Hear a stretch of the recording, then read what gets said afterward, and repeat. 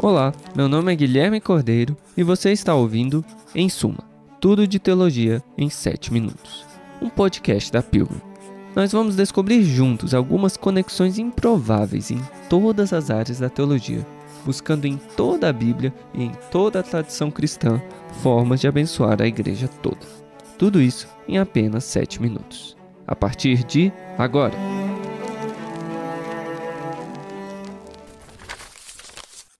Episódio de hoje: o que a Trindade tem a ver com aborto, segundo Oliver O'Donovan. Um dos meus muitos hábitos estranhos consiste em prestar atenção em chavões usados em manifestações. O pessoal consegue ser bastante criativo.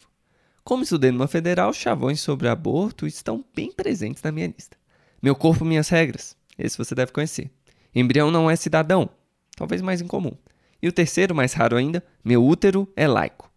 E hoje vamos ver como responder essa trindade de afirmações com a Santíssima Trindade, usando a obra de um dos principais teólogos morais cristãos da atualidade, o britânico Oliver O'Donovan.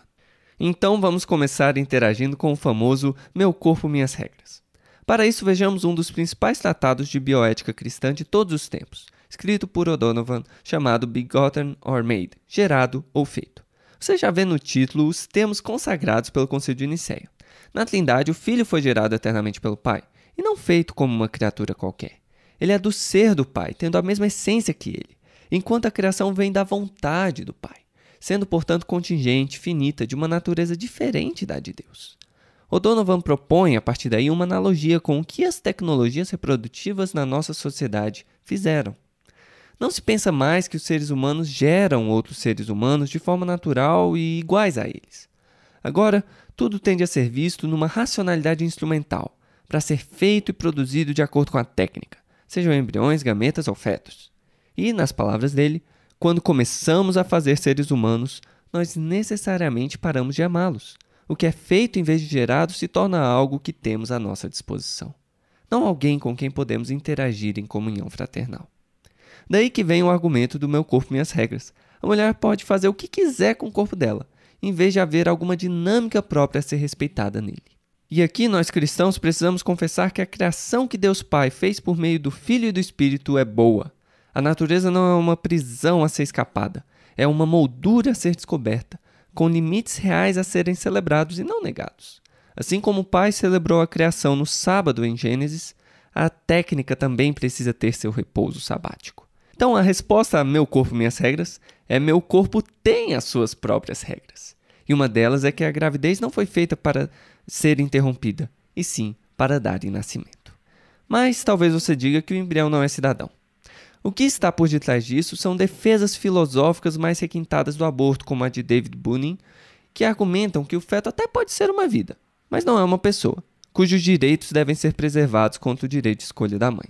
E aqui ficamos com a difícil pergunta de quando então consideraremos o embrião ou o feto como uma pessoa. Seria a partir de certo desenvolvimento do sistema nervoso? A partir do momento que ele sente dor? A partir de quando tem consciência? Ou a partir da concepção, quando claramente estamos falando de um organismo vivo com sua própria constituição genética? O'Donovan acredita que é justamente tornar bebês essa ambiguidade o maior crime que inovações técnicas como pesquisa em células-tronco embrionárias e aborto cometem.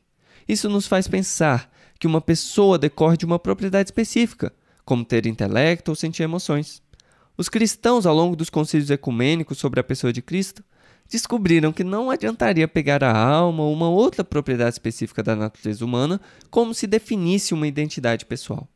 Afinal, é apenas por meio da história pessoal de Cristo ao longo do tempo que se discerne uma pessoa ali. É justamente assim que as pessoas divinas eternas do Pai, do Filho e do Espírito Santo se revelam na história da redenção. E a única maneira de entrar nessa história é pelo amor. Por isso, tomando o exemplo da parábola do bom samaritano, não devemos perguntar quem é uma pessoa que eu devo respeitar, mas sim, estou sendo uma pessoa para quem? Estou me colocando no lugar de quem como pessoa? É verdade, são poucas as pessoas que podemos realmente conhecer amorosamente em suas narrativas pessoais únicas e irrepetíveis. Em certo sentido, O'Donovan fala da pessoa como um mistério escatológico, uma promessa que a fé precisa discernir e aplicar a todas as vidas humanas. Todas, até fetos ou embriões. Sim, porque Jesus já foi embrião e feto, e na sua ressurreição ele mostrou que todo mistério escatológico não cancela, e se invalida e vindica a ordem que Deus fez na criação. Por isso, à luz da ressurreição do Filho e da sua identidade pessoal como Verbo de Deus, podemos dizer que a pergunta certa não é se o embrião é cidadão, mas quem foi cidadão para mim quando fui embrião. Tá bom, muito bonito, você pode retrucar. Mas todas essas doutrinas teológicas não se aplicam a todos em nossa sociedade secular. Afinal, meu útero é laico. Porém, aqui esbarramos em outro grande tema da teologia de O'Donovan, o caráter público da fé cristã, que é essencial para uma boa teoria política e, na verdade, para todo o campo mais amplo da ética. Para ele, uma teoria ética só pode ser completa se for orientada pela tríade eu, tempo, mundo. Isso se traduz em termos de virtudes de agentes morais, como a clássica tríade paulina de fé, esperança e amor. E aí é uma analogia modesta, para usar as palavras dele, com a Trindade, porque é preciso um Deus trinitário para ensejar uma ação humana com propósito. Com base em João 14,16, ele afirma que a vida moral dos discípulos precisava ser posicionada por como a Trindade se faz presente no tempo. Com base na história realizada de amor em Cristo e o futuro dos discípulos com a esperança da vinda do Espírito, eles podem agir com fé orante no controle transcendente da história pelo Pai. Então, se a ação moral precisa da fé cristã para ser plenamente compreensível, como negar seu caráter público? E a política não fica de fora aqui. Na verdade, a autoridade política só se tornou secular porque o Pai exaltou Jesus e tornou toda a autoridade terrena radicalmente transitória e submissa ao Rei dos Reis. Por isso não é à toa que as liberdades fundamentais que o discurso pró-aborto tanto gosta são na verdade de origem cristã, que percebem como o Estado é limitado pelo trono do Cordeiro que foi morto. Então, em vez de falar que o útero é laico, podemos dizer que o útero é livre, e isso deriva da exaltação de Cristo e do derramamento do Espírito, o qual permite que participemos da nova humanidade que Deus mostrou nele, uma humanidade que só Deus e nenhuma técnica podem fazer. E é justamente por isso que o útero pode abraçar seu futuro natural, confirmado pelo Espírito, e abrigar uma criança ali. É claro que a obra de O'Donovan, em todo o debate sobre o aborto, tem ramificações mais complexas que eu não posso explorar aqui em 7 minutos. Tem alguns recursos aqui na descrição do podcast para quem quiser se aprofundar. Mas eu queria deixar aqui um bordão para substituir todos esses que vimos aqui, um bordão do próprio O'Donovan. Um cristianismo que testemunhará a palavra de Deus em Jesus será um cristianismo que fala, que pensa, que argumenta e que debate, que não temerá se engajar num duelo intelectual e filosófico com os dogmas prevalentes de seus dias.